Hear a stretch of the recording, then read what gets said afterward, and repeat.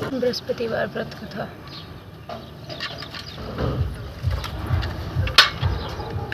जय हो विष्णु भगवान, जय हो बृहस्पति देव भगवान। बृहस्पतिवार व्रत कथा की विधि व महत्व। बृहस्पतिवार के व्रत में केले का पूजन करना चाहिए। कथा और पूजन के समय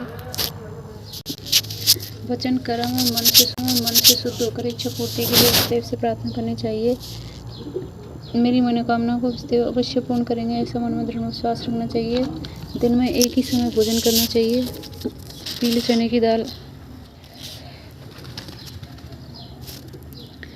चने की दाल आदि का भोजन करें। नमक न खावें। पीले वस्त्र पहने। पीले फलों का प्रयोग करें।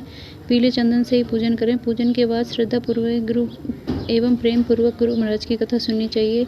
इस व्रत को करने से मनोवांछित फल मिलते हैं और स्थिति भगवान प्रसन्न होते हैं। धन, पुत्र, विद्या और मनोवांछित फलों की प्राप्ति होती है। परिवार में सुख शांति रहती है। इसलिए ये व्रत सब व्रतों में श्रेष्ठ और फलदायक है। बृहस्पतिवार व्रत कथा। बहुत समय पहले की बात है। भारत में एक राजा राज्य करता था। वह अति प्रतापी और दानी था। वह प्रतिदिन मंदिर में भगवत दर्शन करने जाता और गुरु और ब्राह्मण की सेवा भी किया करता था। उसके द्वार से कोई भी याचक निराश नहीं लौटता था। वह प्रत्येक गुरुवार को व्रत रखता और पूजन करता था। हर दिन गरीबों की मदद करता था, परंतु यह सब बातें उसकी रानी को पसंद नहीं करती थी। वह न व्रत करती और न किसी को भी एक पैसा दान में देती थी। वह राजा को भी ऐसा करने से रोकती थी। यह उस समय की बात है जब राजा शिकार खेलने वन में गए हुए थे। महल में सिर्फ रानी और दासी थी। उस समय गुरु बृहस्पति साधु का रूप धारण कर राजा के दरबार पर भिक्षा मांगने आए। साधु ने रानी से भिक्षा मांगी तो वह कहने लगी, साधु महाराज, मैं इस दान पुण्य से तंग आ गई हूँ। इस काम के लिए तो मेरे पति देवी बहुत हैं। अब आप ऐसी कृपा करें कि सारा धन नष्ट हो जाए और मैं आराम से रह सकूँ। साधु का वेश रखे विष्णुदेव ने कहा, हे देवी, तुम अति विचित्र हो। संतान और धन से कोई दुखी नहीं होता। ऐसे तो पापी भी चाहते हैं।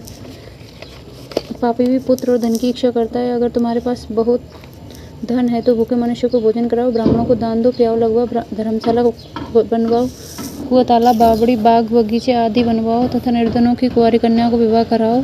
साथ ही यज्ञ आदि करो। इस प्रकार के कर्मों से आपके कुल का और आपका नाम लोक परलोक में प्रसिद्ध होगा एवं स्वर्ग की प्राप्ति होगी।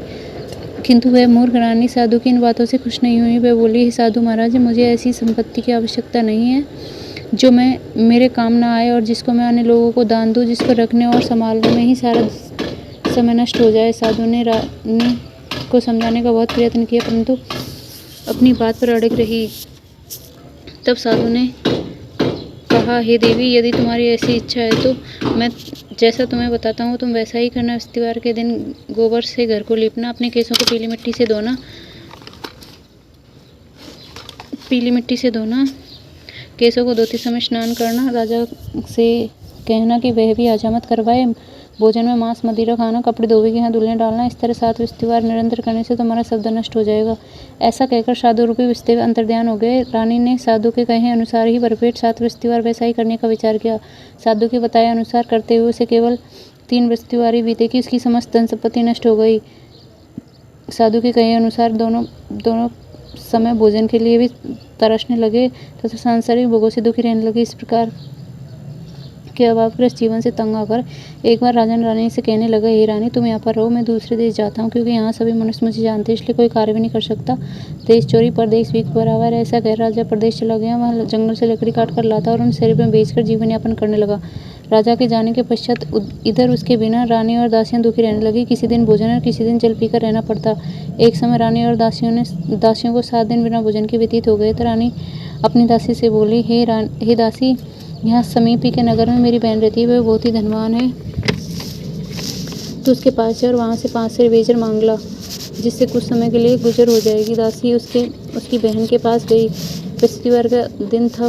रानी की बहन उस समय ध्यानमग्न होकर पूजा कर रही थी। दासी ने रानी की बहन से कहा, हे रानी, मुझे आपके पास आपकी बहन ने भेजा है, मुझे 5 सेर बेचर दे दो। दासी ने अपनी बात अनेक बार कही, परंतु रानी की बहन ने कोई उत्तर नहीं दिया, क्योंकि वह उस समय बृहस्पतिवार की कथा सुन रही थी। दासी की बहन से जब दासी को कोई अपेक्षित उत्तर प्राप्त नहीं हुआ था वह अति दुखी हुई और उसे क्रोध भी बहुत आया। लौटकर वह रानी से बोली, रानी, आपकी बहन बहुत धनी स्त्री है, परंतु वह अति घमंडी भी है। वह छोटे लोगों से बात भी नहीं करती है। 5 सेर बेजर मांगने के लिए मैंने उससे बहुत बार कहा, परंतु उसने कोई उत्तर नहीं दिया।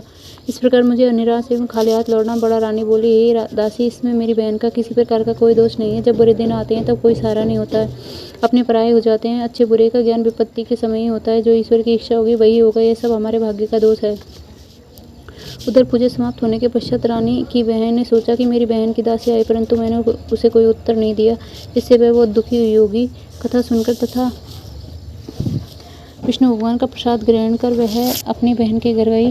बहन बोली, हे बहन, मैं बृहस्पतिवार का व्रत कर रही थी। तुम्हारी दासी आई, परंतु कथा समाप्त होने से पूर्व न उठते ही न बोलते, इसलिए मैं नहीं बोली। बताओ दासी, क्यों, किस कार्य से मेरे पास गई थी? रानी बोली, बहन, हमारे घर अनाज नहीं था तथा राजा परदेश गए हुए थे। वैसे तुमसे कोई बात छिपी नहीं है, इस कारण मैंने दासी को तुम्हारे पास 5 सेर बेजर लेने के लिए भेजा था। इस पर रानी की बहन बोली, हे बहन, बृहस्पति भगवान सबको मनोवांछित फल देते हैं। देखो, शायद तुम्हारे घर के किसी कोने में अनाज रखा हो। यह सुनकर रानी की बहन की बातों से विस्मित दासी घर के अंदर गई और वहां उसे एक गड्ढा बेजर से भरा मिल गया। उसे वह बड़ा आश्चर्य हो, क्योंकि उसके अनुसार घर का एक एक बर्तन अंत में खाली था। उसने बाहर आकर रानी को सारा बर्तन सुनाया। दासी अपनी रानी से कहने लगी, हे रानी, देखो, वैसे भी हमको जब अन्न नहीं मिलता है तो वह भी व्रत समान ही है। अगर इनसे व्रत की विधि और कथा पूछ ली जाए तो बृहस्पतिवार का व्रत हम भी किया करेंगे। और फिर दासी के कहने पर रानी ने अपनी बहन से बृहस्पतिवार की व्रत पूजा विधि एवं नियमों के बारे में पूछ लिया। हम भी व्रत किया करेंगे। फिर दासी ने कहने पर रानी ने बहन से बृहस्पतिवार व्रत पूजन विधि एवं नियमों के बारे में विस्तार से पूछा। उन्होंने बताया, जो बृहस्पतिवार के व्रत में चने की दाल और मुनक्का से विष्णु भगवान का केले की जड़ में पूजन करता है, दीपक जलाता है, पीला भोजन करता है, पीले वस्त्र धारण करता है, प्रेम पूर्वक बृहस्पति भगवान की कथा सुनता है, इस प्रकार करने से गुरु भगवान उस भक्त से प्रसन्न होते हैं, अन्न धन पुत्र देते हैं, मनोवांछित मनोकामना पूर्ण करते हैं। व्रत एवं पूजन की विधि बताकर रानी की बहन अपने घर लौट आई। तत्पश्चात रानी और दासी दोनों ने निश्चय किया कि बृहस्पति भगवान का व्रत एवं पूजन जरूर करेंगे। 7 दिन पश्चात जब बृहस्पतिवार आया तो दोनों ने व्रत रखा। गुड़साल में जाकर चना गुड़ बीन लाई, उसकी दाल बनाकर केले की जड़ में विष्णु भगवान का पूजन किया। भोजन पीला कहाँ से आवे, यह सोचकर दोनों बड़ी दुखी हुई, परंतु व्रत किया था इसलिए बृहस्पति भगवान प्रसन्न थे। एक साधारण व्यक्ति के रूप में 2 थालों में पीला भोजन लेकर आए और दासी को देकर बोले, हे दासी, ये भोजन तुम्हारे और रानी के लिए है, तुम दोनों इसे ग्रहण करना। दासी भोजन पाकर अति प्रसन्न हुई और रानी से बोली, हे रानी, भोजन कर लो। रानी को भोजन के विषय में कुछ नहीं पता था, इसलिए वह दासी से बोली, जा तू ही भोजन कर, क्योंकि तू व्यर्थ में हमारी हंसी उड़ाती है। दासी बोली, हे रानी, एक व्यक्ति हम दोनों के लिए 2 थालों में भोजन देगा, इसलिए मैं और आप दोनों साथ भोजन करेंगे। दासी ने कहा, हे रानी, अतः मैं और आप दोनों भोजन साथ करेंगे। दोनों ने गुरु भगवान को धन्यवाद एवं नमस्कार कर भोजन प्रारंभ किया। इसके बाद दोनों प्रत्येक बृहस्पतिवार को भगवान विष्णु का व्रत और पूजन करने लगे। विष्णु भगवान की कृपा से उन दोनों की भोजन एवं धन की कमी दूर हो गई, परंतु रानी फिर पुनः उसी प्रकार आलस्य करने लगी। तब दासी ने कहा, हे रानी, आप पहले भी इसी प्रकार आलस्य करती थी। आपको धन संभालने और दान देने में कष्ट होता था, इसी कारण सभी धन नष्ट हो गया और हमारी ऐसी दुर्दशा हुई है। भगवान की कृपा से धन मिला है, आपको फिर आलस्य होता है।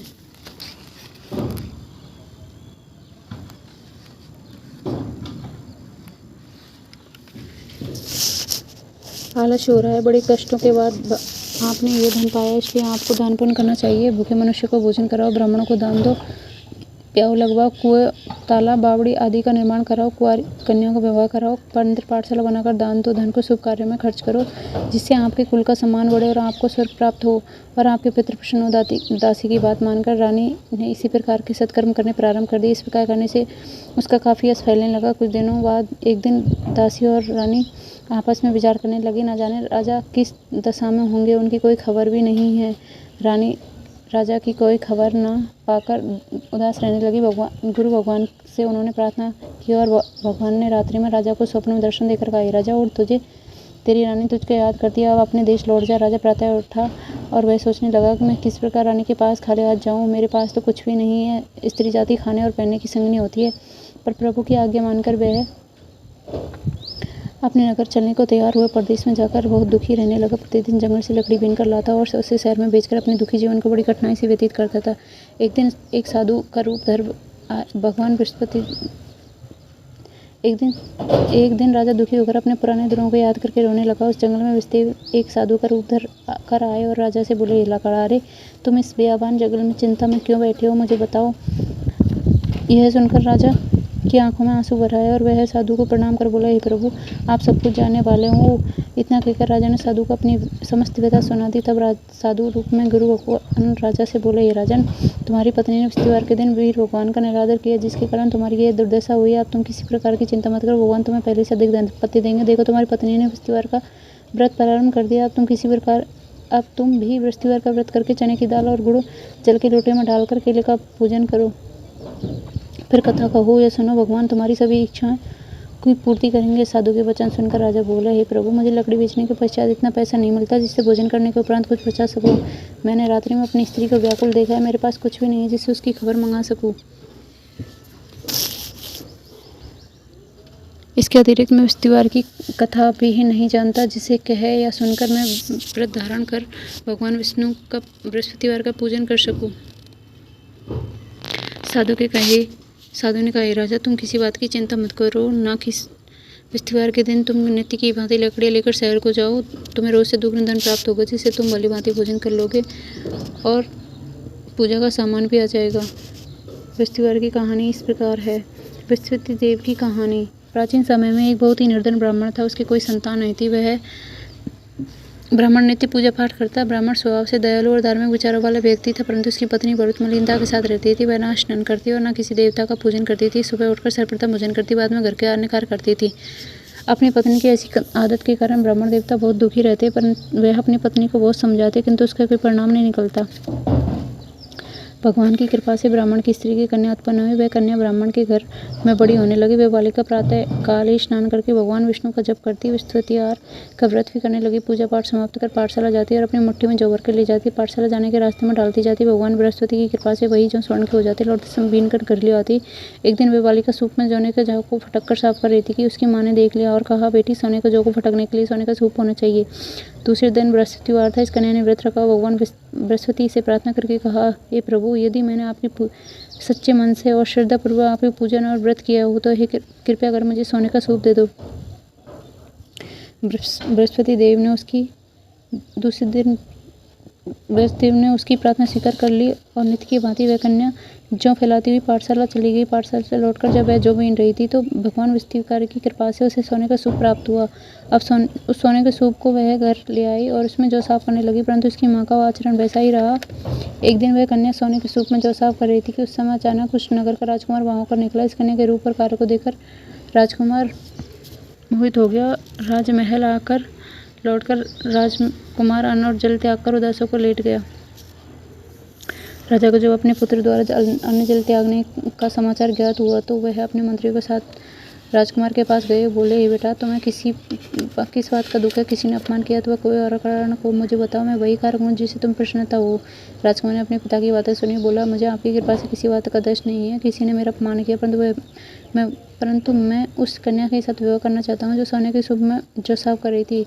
ये सुनकर राजा आश्चर्य में पड़ गया और बोला, हे राजकुमार, इस तरह की कन्या का पता तुम लगाओ, मैं तुम्हारे विवाह उसके साथ करवा दूंगा। राजकुमार ने प्रसन्न होकर राजा को उस ब्राह्मण कन्या के घर का पता बतलाया। राजा के आदेश पर मंत्री उस कन्या के घर गए और राजा का आदेश ब्राह्मण को कह सुनाया। कुछ ही दिन बाद ब्राह्मण की कन्या का विवाह राजकुमार के साथ हो गया। घर से कन्या के विदा होते ही ब्राह्मण के घर में पहले से निर्धनता वास करने लगी। अब भोजन के लिए भी अनाज भी बड़ी मुश्किल से मिलता था। एक दिन दुखी होकर ब्राह्मण देवता अपनी बेटी से मिलने गए। बेटी ने पिता की ऐसी अवस्था देखकर अत्यंत दुखी हुई और उसने अपनी माँ का समाचार पूछा। ब्राह्मण ने पुत्री को सभी हाल कह सुनाया। पुत्री ने अपने पिता को बहुत सा धन देकर विदा कर दिया। इस प्रकार ब्राह्मण का कुछ समय सुखपूर्वक व्यतीत हुआ, लेकिन धन समाप्त होने के पश्चात स्थिति पूर्ववत हो गई। ब्राह्मण फिर अपनी पुत्री के यहाँ गया और इससे सभी हाल कह सुनाया। पुत्री बोली, हे पिताजी, आप माताजी को यहाँ ले बुलाओ, मैं उन्हें विधि बता दूंगी जिससे दरिद्रता दूर हो जाए। ब्राह्मण देवता अपनी पुत्री को साथ लेकर राजमहल अपनी पुत्री के पास पहुंचे तो पुत्री अपनी माँ को समझाने लगी, हे माँ, तुम प्रातः स्नान करके विष्णु भगवान का पूजन करो तो सब निर्धनता दूर हो जाएगी। परंतु उसकी माँ ने उसकी एक बात न मानी। वह सुबह उठकर सर्वप्रथम अपनी पुत्री का बच्चा जूठन खा लेती थी।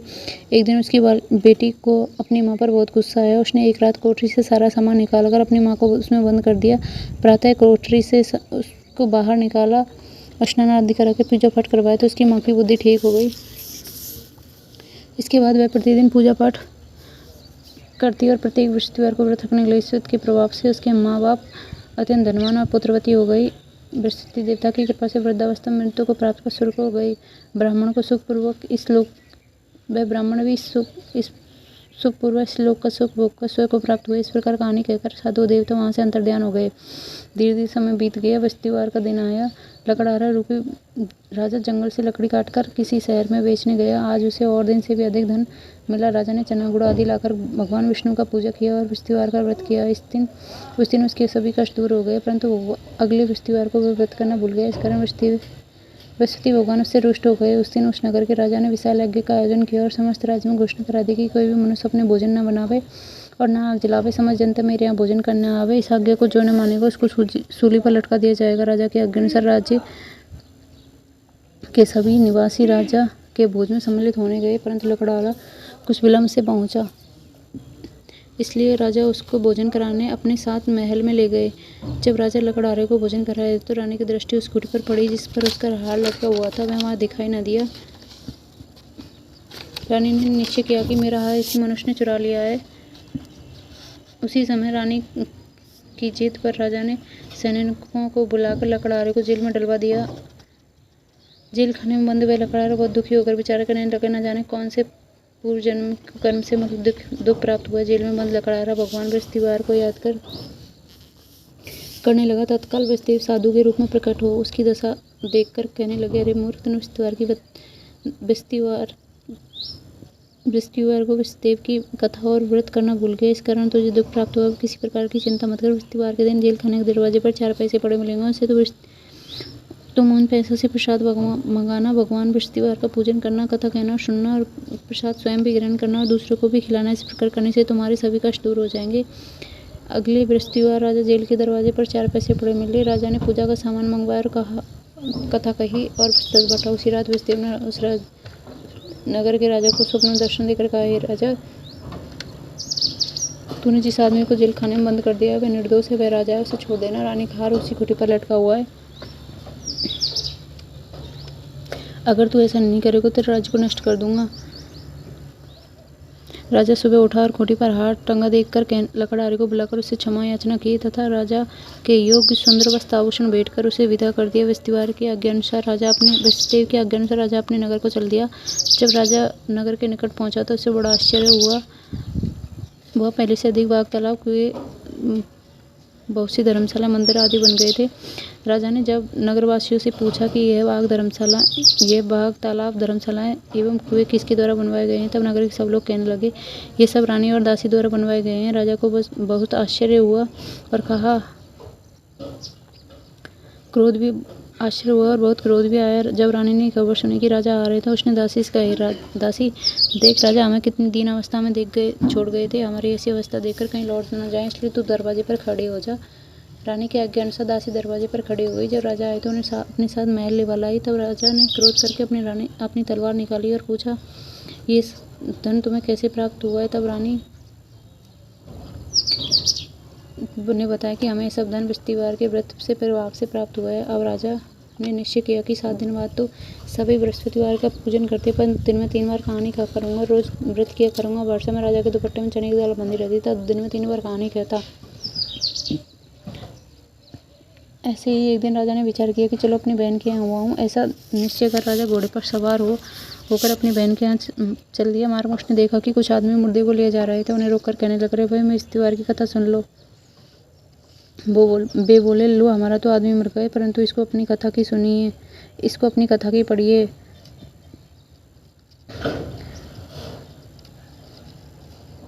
परंतु कुछ आदमी बोले, अच्छा क्या, हम तुम्हारी कथा भी सुनेंगे। राजा ने दाल निकाली और कथा कहनी शुरू कर दी। जब कथा आदि हुई तो मुर्दा हिलने लगा और जब कथा समाप्त हो गई तो राम राम करके मनुष्य उठकर खड़ा हो गया। अब राजा आगे चला। उसे चलते चलते शाम हो गई। आगे मार्ग में उसे एक किसान खेत में हल चलाता मिला। राजा बोला, अरे भैया मेरी इस तिवारी की कथा सुन लो। किसान बोला जब तक तेरी कथा सुनूंगा तब तक 4 अर्जुन लूंगा, तो अपनी कथा किसी और को सुनाना। राजा आगे चलने लगा। राजा के हटते ही किसान के बैल पछाड़ कर गिर गए और किसान के पेट में बहुत तेज दर्द होने लगा। उसी समय किसान की माँ रोटी लेकर आई। उसने जब यह देखा अपने पुत्र से सारा हाल पूछा तो बेटे ने कहा हाल बता दिया। किसान की माँ दौड़ घुड़सवार के पास गई। उससे बोली मैं तेरी कथा सुनूंगी, तो अपनी कथा मेरे खेत पर चलकर कहना।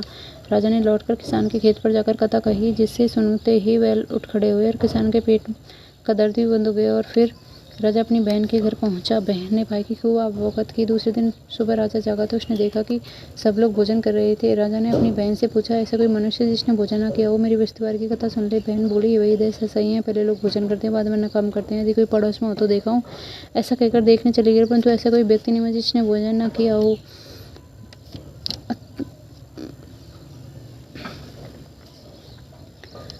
वह एक कुमार के गए जिसका लड़का बीमार था। उसे यह भी पता चला कि यहाँ 3 रोज से किसी ने भोजन नहीं किया है। राजा की बहन ने अपने भाई की कथा सुनने के लिए कुमार से आग्रह किया, तो वह तैयार हो गया। राजा ने जाकर बृहस्पतिवार की कथा कही, जिसको सुनकर कुमार का लड़का ठीक हो गया। अब तो राजा की हर ओर प्रशंसा होने लगी। कुछ दिन बाद एक दिन राजा ने अपनी बहन से कहा, हे बहन हम अपने घर को जाएंगे, तुम भी तैयार हो जाओ। राजा की बहन ने अपनी सास से कहा, सास ने कहा चले जाएं, परंतु अपने लड़कों को मत ले जाओ, क्योंकि तेरे भाइयों की कोई औलाद नहीं है। बहन ने अपने भाई से कही, भाई मैं चलूंगी परंतु कोई बालक नहीं जाएगा। राजा ने कहा, जब कोई बालक नहीं जाएगा तो तुम क्या करोगे। बड़े दुखी मन से राजा अपने नगर को लौट आया। राजा ने अपनी रानी से कहा, हेमनिर्वंशी राजा, हमारा मुँह देखने का धर्म नहीं है, और उदास होकर बिना भोजन के सैया पर लेट गए। रानी बोली, हे प्रभु, भगवान विष्णुदेव ने सब कुछ दिया है, हमारा संतान भी अवश्य देंगे। उसी रात वृषदेव ने राजा को स्वप्न दर्शन देकर कहा, हे राजा, और सभी सोच त्याग दे, तेरी रानी गर्भवती है। राजा को यह जानकर अति प्रसन्नता हुई। 9वें महीने में उसके गर्भ से सुंदर पुत्र रत्न पैदा हुआ। तब राजा बोला, हे रानी, स्त्री बिना भोजन के रह सकती है, बिना कहने रह सकती। जब मेरी बहन आवे तो मुझसे कुछ मत कहना।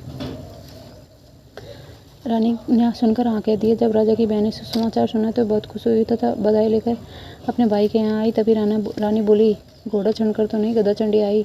राजा की बहन ने बोली, भाभी मैं इस प्रकार ना कहती तो तुम्हें औलाद कैसे मिलती। भगवान बृहस्पति ऐसे ही हैं, जैसे जिसके मन में कामना होती है सभी को पूर्ण करते हैं। भगवान मनोवांछित फल देते हैं। जो श्रद्धा पूर्वक उस त्योहार का व्रत करता है, कथा पढ़ता है, सुनता है और दूसरों को सुनाता है, वे सभी उसकी मनोकामना पूर्ण करते हैं। वे सदैव उसकी रक्षा करते हैं। जो श्रद्धा एवं संपूर्ण आदर भाव से विष्णु का पूजन करते हैं, सच्चे दिल और व्रत करते हैं, उनकी सभी मनोकामनाएं पूर्ण होती हैं। सच्चे मन एवं हृदय से रानी और राजा ने विष्णु की कथा का गुणगान किया। उनकी सभी इच्छाएं विष्णु जी ने पूरी की थी, इसलिए सबको कथा कहने अथवा सुनने के बाद विष्णु भगवान का प्रसाद ग्रहण करना चाहिए तथा सच्चे मन एवं भावना से भगवान विष्णु का मनन करते हुए सदा उनकी जय जयकार करनी चाहिए। इति बृहस्पतिवार व्रत कथा। बोलो विष्णु भगवान की जय, बोलो विष्णु भगवान की जय। ओम नमो भगवते वासुदेवाय नमः। आरती विष्णु भगवान की। ओम जय बृहस्पति देवा, स्वामी जय बृहस्पति देवा, छिन छिन भोग लगाऊं, कलती फल मेवा। ओम जय बृहस्पति देवा, तुम पूर्ण परमात्मा, तुम अंतर्यामी, स्वामी तुम अंतर्यामी, जगत पिता जगदीश्वर, तुम सबके स्वामी। ओम जय बृहस्पति देवा, चरणामृत निज निर्मल, सब पातक हरता, सकल मनोरथ दायक, कृपा करो भरता। ओम जय बृहस्पति देवा, तन मन धन अर्पण कर, जो जन शरण पड़े, प्रभु प्रकट तब होकर आकर द्वार खड़े। ओम जय बृहस्पति देवा, दीन दयाल दयानिधि, भक्तन हितकारी, पाप दोष सब हरता भव बंधन हारी। ओम जय बृहस्पति देवा सकल मनोरथ दायक। सब संशय तारो विषय विकार मिटाओ संतन सुखकारी। ओम जय बृहस्पति देवा जो कोई आरती तेरी प्रेम सहित गावे चेष्टानंद आनंद सो सो निश्चय पावे। ओम जय बृहस्पति देवा। सब बोलो विष्णु भगवान की जय, बोल बृहस्पति देव भगवान की जय।